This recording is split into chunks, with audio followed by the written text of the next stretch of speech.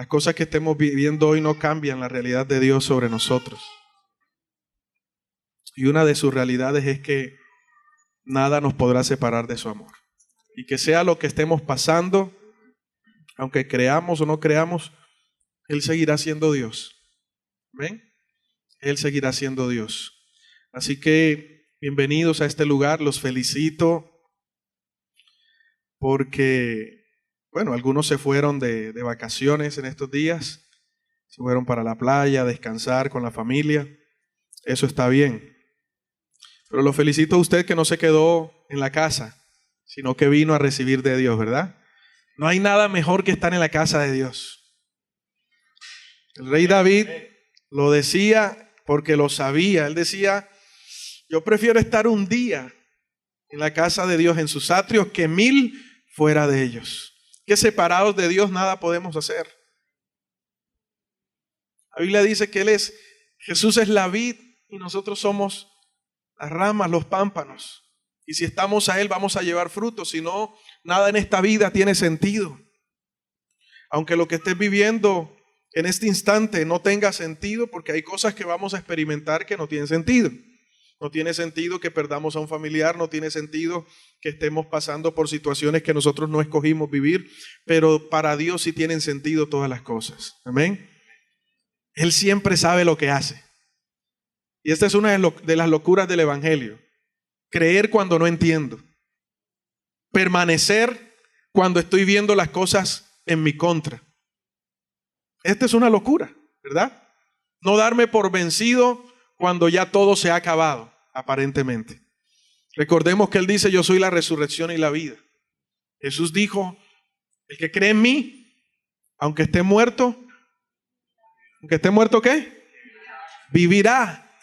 Lo que está muerto en Él resucita porque resucita. Vive porque vive, ¿verdad? El hogar puede estar destruyéndose a montones, pero si Dios te ha dado una palabra, lo que Dios te dijo se va a cumplir.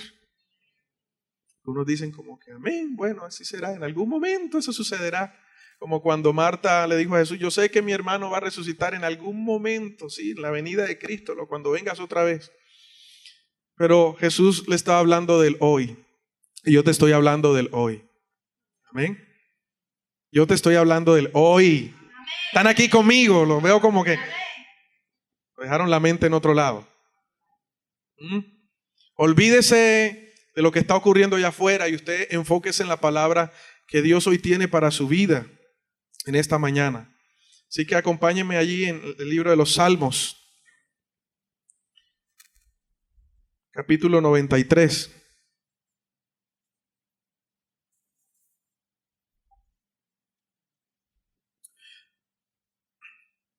Te felicito que estés aquí en esta mañana y a los que están viendo por las redes sociales también, que hayan tomado este tiempo para recibir la palabra de Dios. Lo que Dios quiere para nuestras vidas, todo el tiempo necesitamos ser guiados por el Espíritu de Dios. Amén.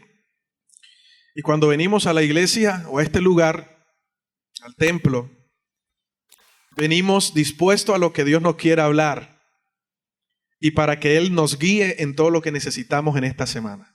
Cada palabra que aquí se habla es una directriz que viene de parte de Dios. Amén. ¿Sabe por qué? No porque nosotros lo digamos, es porque está en la palabra. Y no hay palabra profética más segura que la palabra de Dios. La palabra de Dios es la que nos dirige. La palabra de Dios es la que nos muestra el lugar donde estamos. No es solamente esa brújula, es también un GPS que nos da la ubicación, dónde estás, hacia dónde vas, qué es lo que estás haciendo. La palabra de Dios nos confronta. La palabra de Dios es esa espada de doble filo que atraviesa el corazón, que discierne los pensamientos y las intenciones del corazón. Por eso cuando vamos a predicar la palabra es importante que usted esté abierto a lo que Dios le quiera hablar. No que usted traiga la mentalidad de que esa palabra era para otro y no para mí. No que usted traiga la mentalidad de que, ay, ¿por qué Julanito no vino? Eso le tocaba era a él. No, sino que usted pueda entender que hoy Dios quiere hablar a tu vida porque cada palabra de Dios quiere llevarte a un crecimiento. Amén. Dios a través de su palabra quiere llevarte a ir de gloria en gloria. de victoria en victoria, de triunfo en triunfo. En la palabra de Dios, en Dios no hay retroceso, siempre hay avances. Aunque lo que tú estás viendo parezca retroceso, es un avance. ¿Amén? Y cuando la recibimos, hacemos parte de ese avance, caminamos bajo el propósito de Dios. Hoy vamos a hablar de un tema que hemos venido tocando y ha sido como una secuencia durante estos domingos y durante este año. Algo que muchas veces, o que pocas veces, se predica ya, está en vía de extinción. Este es un tema que está en vía de extinción. Ya usted no lo escucha muchas veces en las iglesias. Porque hoy en día queremos hablarle a la gente o al pueblo lo que la gente o el pueblo quiere escuchar y no lo que Dios quiere hablar.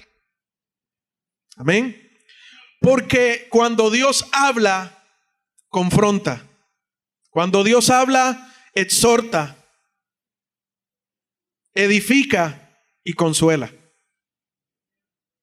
Cuando Dios habla, lo hace para que podamos crecer y nuestra vida pueda ser cambiada. Amén. Por eso el apóstol Pablo, cuando le escribía a los Corintios, le decía: de modo que si alguno está en Cristo, es una nueva creación. Las cosas viejas pasaron y todas son hechas nuevas. Él decía: si alguno está en Cristo, debe notarse. Tócale el hombro al que está a tu lado y dile: debe notarse Jesús en ti. ¿Se está notando? O lo que se notan son los chukis que salen de vez en cuando. Debe notarse Cristo en nosotros. Ese es el verdadero evangelio y ese es el verdadero evangélico. Ese es el verdadero cristiano, el que sigue a Cristo, el que es el discípulo de Cristo. Amén. Pero que se note, que se note. Y la palabra de Dios viene para confrontarnos porque necesita traer cambios a nuestra vida. No puede haber una transformación si no se sabe qué es lo que se necesita ser transformado. No puede haber un orden si no se sabe qué es lo que está en desorden. Amén. ¿Qué cambios van a venir si no sabemos qué tenemos que cambiar? Entonces la palabra es ese espejo en el cual Dios hace que nos miremos y nos demos cuenta qué cosas todavía hay en nosotros, en nuestro andar cristiano, que no ha cambiado o que nosotros mismos por nuestro orgullo, ¿verdad? Por nuestra altivez, no hemos reconocido y nos está afectando porque no nos está dejando vivir una vida en abundancia como Dios quiere que vivamos. Dios nos puso sobre la tierra para que disfrutemos la tierra. Amén. Dios nos puso en la tierra y nos dio dones y nos dio ministerios y nos dio recursos para que gobernáramos, para que ejerciéramos dominio, para que disfrutáramos de esos recursos de la tierra. Pero no disfrutamos las cosas porque tenemos todavía ataduras, conceptos, fundamentos erróneos en nuestra mente, en nuestro corazón, que no nos dejan vivir y experimentar la gracia sobrenatural de Dios y poder disfrutar de la vida en abundancia que Dios ha declarado para sus hijos. ¿Cuántos hijos de Dios hay aquí? Pero qué tristeza que como hijos de Dios todavía tengamos mente de esclavos y todavía estemos sujetos a las pasiones, a los deseos engañosos de la carne, sujetos al mundo y a lo que Él quiere hacer con nosotros, cuando la Biblia dice que el pecado, el mundo ya no se enseñoreará más de nosotros, porque ahora tenemos un Señor que se llama Jesucristo. Y si a Él adoramos, somos esclavos de Jesucristo. Y la vida de Cristo tiene que estar en nosotros. Pero para que eso suceda, Dios tiene que decir: hágase la luz. Y que se puedan caer toda venda que tengamos en nuestros ojos que no nos deje ver lo que tenemos que cambiar. Hay cosas que tenemos que cambiar. Hay cosas que tenemos que mejorar. En las que tenemos que decirle a Dios, inclusive muéstrame lo que me es oculto, porque hay cosas que los demás ven y que nosotros no vemos, pero que no las cambiamos porque no las aceptamos. Si queremos que esta nación cambie, que Barranquilla cambie, Tenemos que comenzar a experimentar el cambio en nuestro hogar, en nuestra familia y en nosotros. Porque la familia, aunque eso no lo crean hoy, la familia es la base de la sociedad. Dios instituyó hombre y mujer. Dios instituyó la familia, papá y mamá. Eso es instituido por Dios y los principios de Dios no se negocian y no se cambian. Jamás. Dios puede amar a aquellas personas que no están de acuerdo con eso, pero el pecado es lo que Dios aborrece y nosotros no podemos luchar contra los principios de Dios. Una nación que cambia los principios de Dios va directo a la destrucción. Una familia que cambia los principios de Dios va directo a la destrucción. Una vida que cambia los principios de Dios, que negocia los principios de Dios, va a la destrucción. Es allí donde tenemos que hacernos la pregunta: o nos acomodamos al mundo o peleamos celosamente por los principios de Dios, por lo que Él dice en su palabra. Los apóstoles decían: preferimos agradar a Dios y someternos a Dios y no a los hombres. Él entendía que había un límite. Cuando la autoridad humana sobrepasaba esos límites, entonces el sometimiento era completamente a Dios. Y eso no lo podemos cambiar.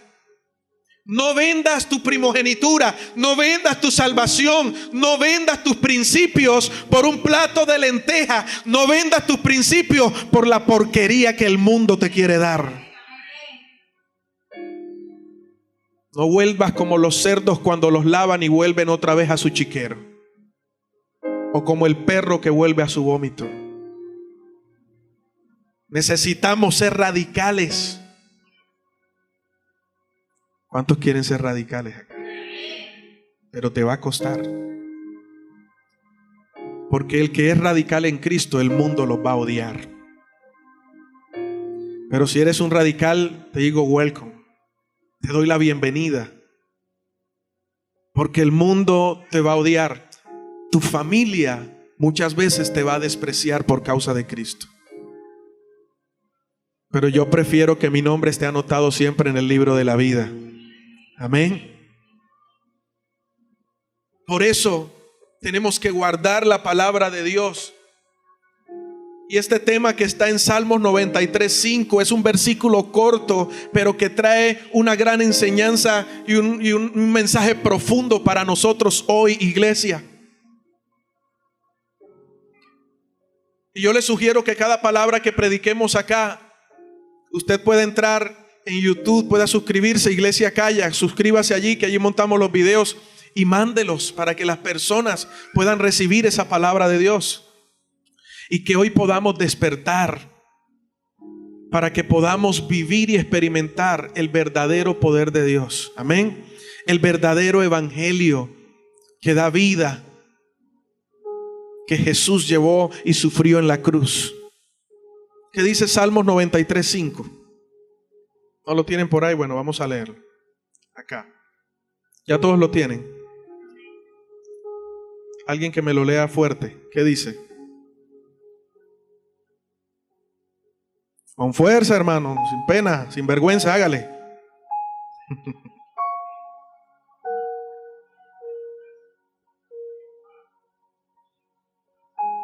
Amén. ¿Qué dice la segunda línea? La santidad conviene a tu casa. Esto me hace acordar a la palabra que una vez el apóstol Pablo dijo: todo me es lícito, pero no todo ¿qué? Conviene. Todo me es lícito, pero no todo edifica. Eso se lo dijo a los corintios. Y otra parte más adelante dice: todo me es lícito, pero no todo conviene. Todo me es lícito, mas yo no me dejaré dominar de ello. Entendiendo la autoridad que el Señor nos ha dado, y que cuando el Espíritu de Dios está en nosotros, el Espíritu de Dios tiene que sujetar la carne. Amén. No es viceversa. Hay cosas, mejor dicho, todo, dice, todo me es, ¿qué es lícito? Permitido. Mire lo tremendo de esta palabra. Todo me es permitido. que a mí me dicen no hagas esto, no hagas lo otro. Ojo, cuando Dios dio los mandamientos, Dios los entregó al hombre para que tuviera un cuidado para el propio beneficio del ser humano, para que no se fuese al precipicio. Son como las señales que uno ve cuando uno está manejando y está en curva y uno comienza a ver las señales. ¿Cuántos manejan acá? Sí, se saben las señales de tránsito, ¿verdad? ¿Qué sucede cuando vamos manejando y vemos dos líneas juntas en la carretera? ¿Usted puede avanzar o no puede avanzar? No puede avanzar. Excelente, qué bien. Porque si lo hace está en peligro. A veces yo voy, todos los domingos que voy hacia Santa Marta, yo veo gente cometiendo barbaridades en la carretera. A veces hay mulas que se le atraviesan y uno tiene que orillarse porque, ellos son más grandes que uno, ¿no? Pero aún en las curvas se adelantan. Obviamos las señales que Dios nos coloca muchas veces. Y una de las mayores señales que obviamos es la palabra de Dios. Porque nos amoldamos a las señales que este mundo nos coloca. Y déjame decirte que las señales que este mundo te coloca parecen buenas, pero el problema es su final, que es un camino de muerte. Algunos dicen, pero es que otros prosperan, yo no, yo cumplo la palabra, yo sigo, yo me congrego, yo hago esto y lo otro, ¿por qué no me va bien? Mira, el problema no es el ahora, el problema es el mañana. El problema no es ahora, el problema es la eternidad. Yo puedo disfrutar y que alegren mi carne y que me digan que Dios me va a dar carro, casa y beca, y eso está bien porque Dios bendice, pero no es el propósito del evangelio, no es el mensaje principal. Yo puedo alegrarme con eso, pero si no me hablan de que hay una eternidad, si no me hablan de lo que dice Eclesiastés 3, que Dios puso eternidad en el hombre y que hay una vida después que yo muera, puedo estar equivocado todo el tiempo y quizás no llegue a disfrutar de esa salvación y de esa vida eterna. Hoy se ha perdido el enfoque porque hemos dicho todo nos es lícito, pero nos hemos comido la segunda parte. Amén. Es que tienes que experimentar la gracia. Por lo tanto, tú puedes hacer y deshacer, que Dios te va a perdonar. Y comenzamos a llenarnos de errores. Puedes ver si disfruta por un momento y el miércoles una crucecita, pides perdón a Dios y nada pasó. ¿Y qué tal si el miércoles no llega? Una cosa es que tú en algún momento fallaste y te arrepentiste, pero no lo hiciste premeditadamente. Y cuando lo hacemos premeditadamente, tenemos que comenzar a pensar, en realidad yo he nacido de nuevo y el Espíritu de Dios mora en mí. Porque si el Espíritu de Dios mora en mí, yo no tengo por qué hacer planes para pecar, porque el pecado ya no hace parte de mi vida. ¿Estamos acá? ¿Están ahí? Amén. Así es. Entonces tengo que entender si en realidad yo he nacido de nuevo o mis 10 años en el evangelio ha sido simplemente pura emoción. Porque de aquello nada, no ha habido cambios en mi vida. Entonces todo me es lícito. ¿Te es lícito tomar? Sí. ¿O Dios te dice no tomarás? No. ¿O sí lo dice la Biblia? Pero la Biblia es clara: los borrachos no heredarán el reino de los cielos. Y una gota de licor ya está embriagando tu cuerpo. ¿Sí? Un poquito de levadura le da toda la masa. La Biblia no te dice no hagas esto, no hagas lo otro, porque Dios no impone, pero sí te muestra qué es lo que no está bien. Porque Dios te da la vida, pero cómo vivirla depende de ti. Dios no va a tomar decisiones por ti, jamás. Amén. Porque cuando estemos delante de Dios no vamos a decirle: Señor, pero es que tú me dijiste que hiciera. Dios nos dio el libre albedrío, la capacidad de escoger. Si Dios no nos hubiese dado el libre albedrío, quizás las cosas no estuvieran como están ahora. Todo fuera hermoso. Pero Dios nos dio el libre albedrío porque nos dio la libertad de amar de poder escogerlo a Él por sobre todas las cosas. Amén. Entonces todo te es lícito, todo. Pero la segunda parte, lo que sigue, dice: no todo conviene. ¿Qué es lo que conviene para tu vida? ¿Qué es lo que conviene para tu salvación? ¿Qué es lo que conviene para la eternidad? ¿Qué es lo que conviene para tu matrimonio? ¿Por qué seguimos haciendo cosas que no convienen para nuestro matrimonio? ¿Por qué seguimos haciendo cosas que no convienen para la empresa? ¿Por qué seguimos haciendo cosas que no convienen para nuestra vida espiritual? A mí alguien me decía: pero es que él está haciendo eso y tiene éxito. Para el mundo eso es éxito, pero para Dios eso no es ningún éxito. Porque el éxito no consiste en lo que estés viviendo ahora, sino en el final, en lo que vendrá. Y en el fundamento sobre el cual tengas edificada tu vida, tus relaciones y todo lo que Dios te ha entregado. Entonces el rey David, que entendía sobre la gracia, él se había dado cuenta que había una palabra que era importante y que desde los principios de los tiempos marcaba un atributo esencial de Dios. Y esa palabra es santidad. Dios es santo. Dios es santo. 3 veces santo. Los ángeles dicen: santo, santo, santo. No podemos ver a Dios en nuestro cuerpo de pecado porque Él es santo.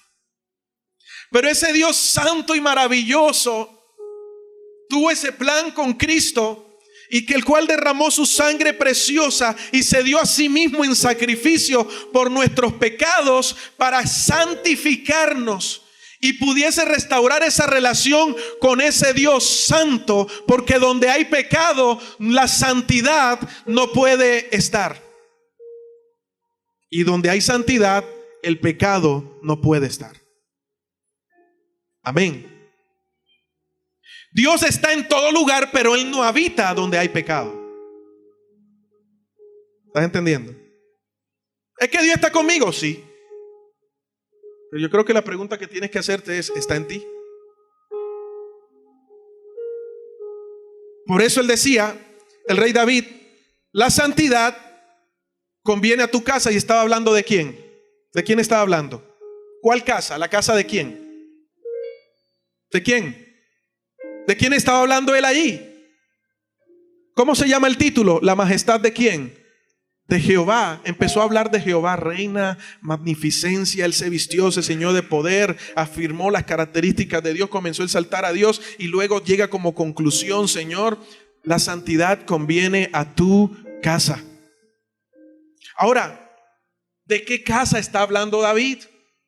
Yo les hablaba en un principio sobre los primeros templos que fueron levantados, ¿sí o no? ¿Se acuerdan de eso? ¿Cuál fue el primero que se levantó? Que Dios le dijo a Moisés: levántame un ¿qué? Un tabernáculo. Se llamaba el tabernáculo de reunión. Allí estaban varias divisiones y solamente en el lugar santísimo estaba la presencia de Dios y nadie podía entrar allí. Solo el sumo sacerdote una vez al año podía entrar, con permiso de Dios podía entrar al lugar santísimo. El arca, que simbolizaba la presencia de Dios, estaba dentro de ese lugar santísimo. Cuando el tabernáculo ya no está y el arca ha sido robada en los tiempos de Primera de Samuel, en el capítulo 1, capítulo 2, en los tiempos de un sacerdote que se llamaba Elí, el arca fue robada por los filisteos. Ellos devolvieron el arca porque les fue, como dicen por ahí, como perro en misa. Y devolvieron el arca. ¿Cómo la devolvieron ellos? Hicieron un carruaje bien bonito, ¿verdad? Colocaron tumores de oro, porque a ellos les dieron tumores y animales, ratas, y los colocaron como figuras de oro y los colocaron allí como ofrenda y devolvieron el arca. Los mandaron en unos bueyes para que el arca fuera sola y el arca llegó al territorio de Israel. Ahora, ellos lo hicieron de esta manera porque ellos no tenían temor de Dios y ellos no conocían cómo el arca tenía que ser transportada, como Dios había dicho que debía hacerse. Ellos no sabían sobre santidad. porque su corazón es un corazón idólatra. Ahora David se da cuenta que el arca llega y lo que hace David es adorna el mejor carro que puede haber en Israel. Le coloca de todo tipo de adornos, hace una bonita carreta y coloca a 2 personas para que estén pendientes del arca y trae los mejores bueyes y colocan el arca en ese carro para transportarla hacia Jerusalén. En uno de esos momentos el arca, aquel carro iba, los bueyes lo iban jalando y comenzó a moverse y el arca se le abría la tapa y se caía. Entonces Usa, que estaba ahí, que no era levita, que no era sacerdote, pero había sido puesto por el rey, lo que hizo fue sostener el arca para que no se cayera. Y cuando él la tocó, murió. Cuando él la tocó, murió. Entonces cesó la alabanza, cesó la fiesta, cesó todo. Y la gente comenzaba a preguntarse, ¿pero por qué? Si ya tenemos la victoria, el arca de Dios está con nosotros. Por eso estamos haciendo fiesta. Sí, pero David se le había olvidado o había dejado pasar o se había acomodado al mundo y no se había enterado o no había pensado en que Dios es un Dios santo y que su gloria no la carga cualquier cosa o cualquier persona. Por eso Dios había designado sacerdotes exclusivamente para cargar el arca. No cualquiera podía cargar el arca. Y sabes, Dios era sigue siendo, pero en esos momentos fue tan radical que no dio por inocente a Usa, que por buenas intenciones trató de sostener la gloria de Dios. En Dios, iglesia, las buenas intenciones no existen. O eres o no eres. No es que tengas la intención de ser hijo, eso no cuenta. Porque los que viven por intenciones a medias tintas, dice el Señor, y se escucha bien feo, pero Él mismo lo declaró de esta manera: yo los vomitaré de mi boca. Es algo complicado, ¿verdad? Es algo serio. Pero entonces nos olvidamos de la santidad de Dios y no entendemos que nos estamos acercando a un Dios santo. Y si nos acercamos a un Dios santo es porque por la sangre de Cristo dice la palabra que somos justificados y somos santificados para Dios. Y santificado significa apartado, escogido, separado, que no se mezcla, que es única y exclusivamente posesión de Dios. Amén. Quiere decir que el mundo no tiene nada que ver con el que ha sido apartado para Dios. Pero como queremos templos llenos, como queremos iglesias llenas y de mucha gente, y que más ofrenda haya y más diezmos haya, entonces le hablamos a la gente lo que no es santidad, y le hablamos a la gente todo te es lícito, pero no le enseñamos lo que no le conviene. Entonces caemos en modismos y en situaciones como le sucedió al rey David. No levantó sacerdotes para cargar el arca, él quiso hacer lo que los filisteos hicieron. Pero Dios no come de buenas intenciones, y perdóneme la expresión. Ay, es que Dios conoce mi corazón, es que yo soy bueno, yo no fumo, yo no bebo, yo vivo muy tranquilo. Pero no tienes a Cristo en el corazón y esas buenas intenciones no sirven, porque si por obra fuésemos salvos, por demás murió Cristo.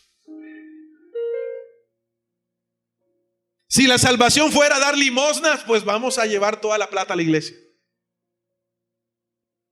Si muriéndonos, si la salvación consistiera en morirme y que hicieran una misa por mí y pagaran 500,000 pesos al sacerdote para que me saque del purgatorio, entonces vivamos bajo esa realidad. Pero eso no es lo que enseña la Biblia.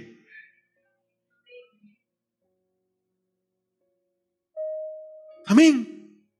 ¿Por qué escondemos lo que enseña si la palabra es el fundamento? Amigo cura, sacerdote, como te llames, que me estás viendo hoy, la Biblia no cambia y los principios de Dios no se venden. El problema es que durante mucho tiempo nos sentamos en una iglesia a persignarnos y a decirle amén o está bien a todo lo que nos decían, pero no escudriñamos la palabra de Dios para darnos cuenta que todo lo que nos estaban enseñando no era totalmente cierto. Y no solamente pasa con las iglesias católicas, pasa con las iglesias cristianas evangélicas. Porque estamos en los últimos tiempos y la Biblia dice que en los últimos tiempos se levantarán falsos apóstoles, falsos profetas, falsos maestros. Ocurría en los tiempos de Jesús. Y Jesús decía, tengan cuidado. Ocurría en los tiempos de Pablo y Pablo decía, tengan cuidado. Y hoy en día hay una proliferación de eso y está ocurriendo. Y el problema es que a todos le estamos diciendo amén porque nos interesa vivir bien y que los principios de Dios estén totalmente arruinados. Los tenemos hacia un lado. Porque nos interesa nuestra estabilidad económica cuando lo que debe interesarnos es nuestra estabilidad espiritual. Si tu estabilidad espiritual está bien, tú vas a ser próspero en todo, mi hermano. Por eso dice tercera de Juan, capítulo 1, bueno, solo tiene un capítulo, versículo 2. Amado, yo deseo que tú seas prosperado ¿en qué? En todas las cosas. Y que tengas salud, así como prospera tu alma. Ahí se basa todo. La santidad, entonces decía el rey David, la santidad conviene a tu casa. Por eso Jesús y los discípulos se acordaron de este texto cuando Jesús llegó al templo y comenzó a ver que había solamente una cantidad de negocios. Te grabamos el mensaje, aquí te lo vendemos. El poco de CD piratas allá afuera, vendiendo mensajes, vendiendo canciones, esto y lo otro. No, si yo no voy a tocar, si no me pagas, si yo no veo ahorita mismo reflejado en mi Bancolombia, entonces no me levanto, no me monto al altar a tocar, porque es que yo soy un artista con H, hartan. Una cosa es que vivas del evangelio y eso no pelea con nadie, porque la Biblia dice no pongas bozal al buey te trilla. Pero otra cosa es que tú digas no ministro si no me pagan. Eso está pasando hoy en día. Hermano, lo invitamos a predicar. Bueno, mi hermano, mis honorarios son tanto. Ahora, si usted quiere ministración y que llore, le añade tanto más. Si quiere que se vayan al piso, le sale más. Eso sí, cuando me inviten, me bajan, mejor dicho, en un hotel 5 estrellas. Y cuando vaya a predicar, solamente me tienen agua de esta marca. Me tienen un catering, catering que se llama, allá donde me tengan fruta. Y me tienen esto porque esto es lo que yo como. Ah, y vengo con una comisión de 20 personas. Y como tengo avión personal, entonces me da $10,000 para pagar la gasolina del avión.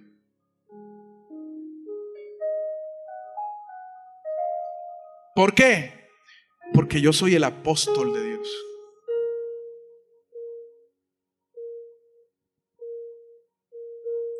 Y así estamos viviendo el evangelio hoy en día. Me gustaría decir nombres, pero no quiero empeorar más la situación. Pero sí quiero, iglesia, y tú que me estás viendo hoy, que despiertes. Ahora, con esto no te estoy diciendo que tú no ofrendes y que no diezmes. Cada uno dé como propuso en su corazón, dice la palabra. Pero dé, porque ese es un principio bíblico, dé. La otra cara de la moneda es no te dejes manipular para que des cuando Dios no te ha dicho que des. Porque los milagros no consisten en cuánto tú das. Amén. La salvación de tu casa no consiste en cuánto tú vas a traer al altar delante de Dios a pactar. Porque entre otras cosas, solo hay un pacto vigente: la sangre de Cristo en la cruz. Amén.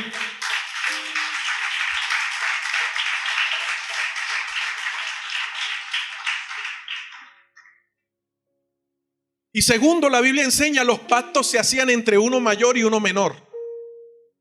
Si usted lee la palabra cuidadosamente, el hombre nunca pactó con Dios, Dios pactó con los hombres. El hombre lo que hacía era votos, es diferente. Y sin embargo, en Eclesiastés en el capítulo 5 dice: no hagas votos a la ligera, es mejor que no prometas y cumplas a que prometas y no cumplas. Ten cuidado cuando vayas a la casa de Dios y no abras tu bocota para prometer. Porque entonces las cosas que hemos aprendido es: yo necesito que Dios quite este cáncer de mi vida. Entonces, 5 millones, 12 millones. Yo voy a hacer un pacto con Dios. Una vez alguien me llamó y me dijo: pastor, yo quiero pactar con Dios en su iglesia. Y yo le dije: no. Y una buena cantidad, yo le dije: yo no te acepto esos pactos. Porque la Biblia dice que Dios es el que pacta con el hombre. No, el pacto del hombre con Dios no es bíblico. Tú puedes hacer un voto a Dios, es diferente. Pero quiero que entiendas algo, que por el hecho de que tú dejes esa cantidad no quiere decir que Dios tenga la necesidad de responderte. Porque Dios no está sujeto a lo que tú le quieras dar. Porque Dios no es negociador ni es mandadero de nosotros. A Dios no lo podemos comprar con el dinero. Tú vas a recibir la sanidad que necesitas cuando vayas a la cruz y reconozca que el sacrificio de Cristo en la cruz, su sangre es suficiente para sanarte. No tienes que dar nada por eso, nada. Porque Él lo entregó todo. Otra cosa es que tú decidas honrar a Dios, que es diferente. Y cuando tú honras, tú no esperas nada a cambio. ¿Me está entendiendo, iglesia? Esto es algo sencillo. Por eso Jesús se llenó de ira. Hoy hay ira en nuestro corazón y qué bueno que Dios esté despertando eso en nosotros. ¿Verdad? Con Humberto en estos días en su casa. Que Dios esté despertando eso en nosotros y que podamos sacar a la luz lo que no está bien. Pero a la vez decíamos, tenemos que cuidarnos y llenarnos tanto de Dios para que no nos perdamos igual. Pero la gente tiene que conocer cuál es la verdad, porque la verdad trae libertad. Si no, vamos a vivir todo el tiempo engañados. Hay gente tan frustrada porque le sacaron todo el dinero y Dios no les hizo ningún milagro. Hay que entender eso. Cuando usted prenda la televisión y vea un canal que le están diciendo: pate, apáguelo, que eso no viene de Dios. Si usted lo escucha por una emisora: venga, pate, siembre, de eso no es de Dios. Yo estoy seguro que un canal, cuando Dios da, Él sostiene. Él dio esta obra, dio una obra en Santa Marta, y hasta el sol de hoy, de mi plata no he puesto un peso. Él lo ha sostenido todo. Eso es de Dios. Amén. Pero cuando el señor dinero se enseñorea, entonces se predica porque tengo que ganar. Se canta porque tengo que recibir. Se toca porque eso es mi sueldo. Y la intención del corazón inicial cambia. Porque el dinero corrompe. No le estoy diciendo que es malo. El dinero es buen siervo cuando está sometido a la autoridad que Dios te ha entregado a ti. El problema está en cuando tú te sometes a esa autoridad que el señor dinero quiere imponer sobre tu vida. La santidad conviene a la casa. Ahora, ¿cuál es la casa preferida de Dios? Nuestro corazón. Donde tú estés, eres una casa ambulante de Dios. Y tú decides a quién le vas a abrir la puerta de tu casa. Amén. Muchos decidieron estos 4 días echar la casa por la ventana, como dicen por ahí. Y esto me dolía en el corazón porque yo decía, si entendiéramos que soy la casa de Dios. Y yo colocaba este ejemplo, lo montaba en Facebook y lo mandaba por WhatsApp. Yo colocaba este ejemplo. ¿Qué tal si llega tu esposo o tu esposa o la persona a la que amas y te dices: necesito que estos 4 días te vayas de la casa porque voy a fornicar, voy a adulterar, voy a hacer sacrilegio aquí, voy a botar la casa por la ventana, voy a llenar esto de alcohol, mejor dicho, me voy a echar maicena y voy a meter los toritos, los monocucos, los guayaberos y y hasta las marimondas las voy a traer a mi casa. ¿Cómo se sentiría usted? Wow, mi esposo me está diciendo eso. Me estás diciendo que en mi propia cama, en mi propio cuarto, tú vas a fornicar, vas a adulterar. Y que me vaya y aparte me estás echando. Ahora usted puede entender lo que Dios siente cuando Él anhela. Oye, yo me pregunto, un Dios tan grande y poderoso, ¿qué es el hombre? Decía el rey David en el Salmo 8. ¿Qué es el hombre para que tengas de él memoria? Y el Hijo del Hombre para que lo visites. ¿Quiénes somos nosotros? Pero cuán grande amor Él tiene que Él decide que su lugar preferido no es un lugar cubierto de oro, sino es tu corazón. El lugar más imperfecto, más frágil y más débil para pecar es el lugar donde a Él le encanta estar. Nuestra vida, nuestro corazón. Si entendiéramos eso, entendiéramos a quién tengo dentro de mí, el Espíritu de Dios. ¿Quién tengo dentro de mí? Y si yo sé a quién tengo dentro de mí, yo no voy a permitir que luego que Dios haya ordenado mi casa, desordenarla y meter cerdos en mi casa y volver a revolcarme en el lodo y la porquería de donde Dios me sacó. Es simplemente eso. Amarás al Señor tu Dios por sobre todas las cosas. Dios no te dice que cumplas la ley, Dios te dice que cumplas eso. Amarás al Señor tu Dios por sobre todas las cosas y a tu prójimo como a ti mismo. Porque si amo, me deleito en Él y aborrezco lo que Él aborrece. Por eso David entendía esa gracia y entendía: la santidad conviene a tu casa. Ahora, ¿cuál es tu casa? Yo soy tu casa. Quiere decir que la santidad conviene a mi vida. Conviene a mi vida. Y cuando habla de conviene, quiere decir que es lo mejor para mí. Debe ser lo más importante, porque si me conviene, quiere decir que me va a hacer próspero en todo, tanto en lo espiritual como en lo material. Me va a hacer disfrutar de la paz de Dios y me va a hacer sobre todas las cosas, como dice la palabra en Hebreos 12:14, va a hacer que al final yo vea a Dios, porque sin santidad nadie verá al Señor. Santiago 4:5 dice que el Espíritu nos anhela celosamente. La santidad, iglesia, nos conviene. No estemos de acuerdo con aquellos que comercian el evangelio. Mire, cuando yo voy a invitar a alguien y me dice: pastor, ¿cuánto es la ofrenda que usted me va a dar? Yo le digo: chao, gracias, no estoy interesado.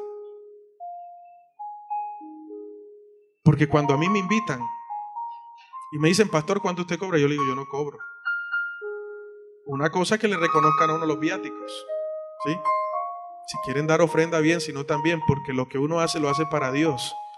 Y quien sostiene nuestra vida no es la ofrenda de la iglesia, es Dios. Es Dios. Dios a través de usted ha sostenido su obra. Pero muchas veces yo he comido no con lo que recibo de la iglesia, sino porque Dios levanta a otras personas para bendecirme. Ese es Dios. Pero cuando yo pierdo ese celo por la casa de Dios, entonces mi manera de predicar, el ministerio y todo se transforma y comienza a cambiar. Qué triste que muchos han empezado bien y están terminando mal. Qué triste que para pertenecer a un ministerio yo tenga que asociarme con tantos miles de dólares anuales. ¿Quién dijo que en Dios, o que servir a Dios, o que la iglesia es una sociedad? Da $50,000 y hace parte de la mesa apostólica. Alguien predicó una vez: el pecado original consistió en que el hombre le robó a Dios. ¿De dónde sacó esa brutalidad teológica? No sé. Ya no fue por desobediencia, sino porque el hombre le robó los diezmos y las ofrendas a Dios. Porque Dios le quitó el fruto cuando ese fruto pertenecía a Dios, entonces el hombre le robó lo que le pertenecía a Dios. Brutalidades. Pero como eso es lo que nos están diciendo y lo que nos están bendiciendo, pastor, pero yo paté por un carro y ahí está. Yo paté por una sanidad y ahí está. ¿Sabes por qué está? Dios no lo hizo por tu pacto, Dios lo hizo por tu fe. Eso es diferente. No confundas lo que Dios hace. Iglesia, tú y yo somos apartados. Pero al ser apartados, tenemos que ser radical contra todo lo que no proviene de Dios. La Biblia dice, si te predican otro evangelio diferente al que han recibido, sea anatema, maldito. Tenga cuidado con los profetas de ahora. No estoy diciendo que todos sean malos. Quiero hacer la salvedad. No estoy diciendo que el ministerio apostólico no exista. Sí existe. Yo creo en los 5 ministerios. Ese es el pilar de la iglesia. Pero cuando ya comienzan, aquí está la palabra y venga, corra que esa palabra es suya. Dios te va a dar carro, casa y beca. Venga, ¿cuántos sellan esa palabra? Y la gente corriendo a sellarla. ¿Quién dijo que la palabra se sella?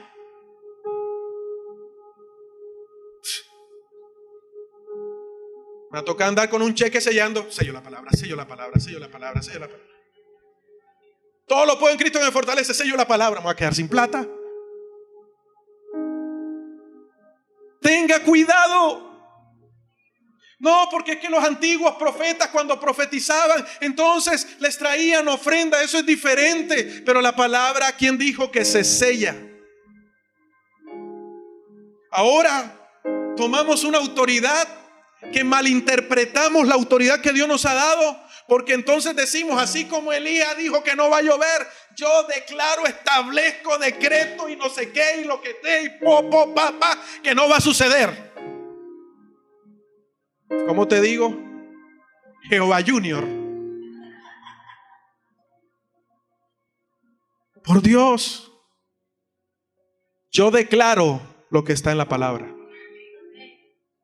Y cuando mi corazón está alineado a Dios, mi boca solamente va a declarar lo que viene de Dios. El mismo Jesús hablaba lo que el Padre le decía que hablara y hacía lo que veía hacer del Padre. Él era el Hijo de Dios. Él podía decir, yo hago lo que a mí se me dé la gana, pero él no lo hacía porque él estaba sujeto a Dios. Y el que está sujeto a Dios, las palabras de Dios habla, aunque lo vayan a matar. No por conveniencia, sino por obediencia. Entonces tenga cuidado cuando diga, y en el nombre de Jesús yo declaro, establezco. ¿Qué es lo otro que dicen? Decreto. ¿Cómo te digo? La constitución ambulante.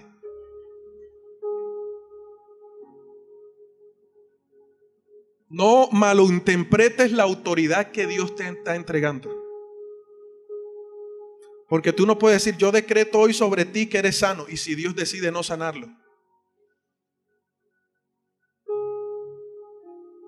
Si Dios decide que seas paralítico para toda la vida, no vengas a poner palabras que Dios nunca ha puesto en tu boca. Porque eso es falso. No se trata de mover los sentimientos de la persona, por eso hay que ser celosos con la palabra de Dios. Yo decreto que hoy vas a salir de la pobreza y te va, Señor, a levantar. Y decreto que vas a tener la mejor empresa. Y decreto, y al día siguiente la empresa quebró. Tú no puedes decretar lo que Dios no ha aprobado. Porque el único que decreta es el rey o los gobernantes que tienen la autoridad para sellar ese decreto. Porque un decreto tiene que cumplirse. Cuando Elías dijo solo por mi palabra, era porque Elías estaba sujeto a Dios. Es diferente. ¿Me está entendiendo? Por eso hay que tener cuidado. Cuando usted ore por un enfermo, Señor, sánalo. Yo pido que tú lo sanes en el nombre de Jesús. Pero usted sabe que está orando si es la voluntad de Dios sanarlo o no. Eso no quiere decir que usted no tenga fe. Porque si está en un proceso y Dios no lo quiere sanar ahora, no lo sana. Pero usted cumplió con la comisión que dice: y pondréis las manos sobre los enfermos y ellos sanarán. Pero esos sanarán depende de Dios, no depende de usted. Esa es la palabra clara y sencilla que tenemos que vivir. Hay que desintoxicarnos de todos esos parásitos espirituales que tenemos dentro y de todo lo que nos han enseñado. Tenemos que desaprender para volver a aprender la palabra de Dios. La santidad conviene a tu casa. Ahora bien, la santidad se predicó en mucho tiempo y por eso hoy en día no se toca. ¿Sabe por qué? Porque anteriormente la santidad se malinterpretaba y se utilizaba la santidad para decir: así estás mal, así estás mal, así estás mal vestida, así estás mal vestido, así estás mal, así estás mal. Y todos estaban tan mal. Porque es que si te vistes de esa manera te vas para el infierno. Porque es que si vas a predicar tienes que usar corbata, si no te vas para el infierno. Porque es que si vas a hacer esto o lo otro, la mujer no puede vestir de esa manera porque se va para el infierno. Porque Dios es un Dios santo y celoso. Por lo tanto, tienes que vestirte, tienes que taparte toda. Eso no es santidad. Porque cuando tú eres apartado para Dios y la transformación, Dios comienza a trabajar en tu corazón, tú vas a mostrar lo que está en tu corazón. ¿De qué te sirve taparlo de afuera si hay una podredumbre dentro de ti? Si cada vez que hablas te las embarras.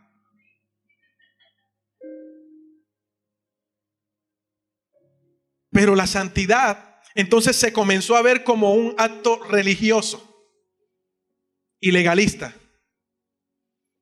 Y hoy en día el que habla de santidad es religioso y es legalista. Pueden tildarme de religioso y legalista, pero yo creo que estoy hablando lo que viene de la palabra de Dios. Y la santidad de Dios en este tiempo conviene a la casa. ¿Sabe por qué? Uno, porque el juicio comienza por casa.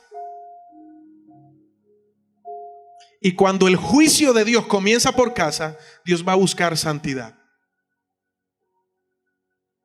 Santidad es integridad. Integridad. ¿Hay integridad en la casa de Dios? Ojo, no te estoy hablando de este salón. Hay integridad en el templo, en la casa de Dios, o sea, en tu vida hay integridad. Hay coherencia en ti. ¿Eres íntegro delante de Dios? ¿O simplemente eres alguien que muestra algo que no es? Dos, ¿por qué la santidad conviene? Porque nos va a hacer ver a Dios. Sin santidad nadie verá al Señor. Dos, tres, ¿por qué la santidad conviene? Porque solamente Dios habita donde hay santidad. Usted y yo somos santos. ¿Usted sabía eso?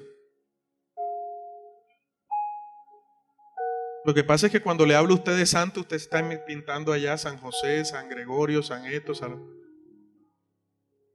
San Cocho. El santo más sabroso, ¿no? Mira el que está a su lado, mire. Usted tiene un santo o una santa a su lado. San Carlos, San Naya, San Gus, San Mila. ¿Sí o no? Porque por la no porque usted se lo merezca, sino porque el sacrificio de Cristo nos justifica y nos santifica. Ahora, la santificación es un proceso que se da diariamente. Delante de Dios usted es justificado, declarado santo. Pero comienza en un proceso en donde Dios comienza a sacar la basura de su casa ese proceso se llama santificación. Y la Biblia dice que el que es santo, santifíquese más cada día. Ese es nuestro trabajo, santificarnos más. ¿Cómo nos santificamos? Buena pregunta. ¿Ayunando? ¿Haciendo vigilia? Eso es bueno. Ayunar es bueno, pero no santifica. ¿Qué santifica? En Juan, el capítulo 17, Jesús, orando por los discípulos, decía: Señor, santifícalos en tu verdad. Tu palabra es verdad. ¿Quieres santidad? Necesitamos la palabra de Dios. La palabra de Dios es esa agua que nos limpia, que nos santifica diariamente. ¿Por qué? Porque nos hace ver nuestros errores para que los confesemos, renunciemos a ellos y el carácter de Cristo se perfeccione en nosotros. Entonces, a partir de hoy, iglesia, tenemos que tener esto bien en claro. Tú eres el lugar preferido donde Dios quiere estar. Y en el lugar preferido de Dios, dice la palabra, la santidad conviene a tu casa. Repita conmigo: la santidad conviene, señálese así, a esta casa. Vamos, dígalo: la santidad conviene a esta casa. Cuide su lugar de intimidad, cuide su corazón. De toda cosa guardada, guarde el corazón, porque de él mana la vida. La santidad conviene.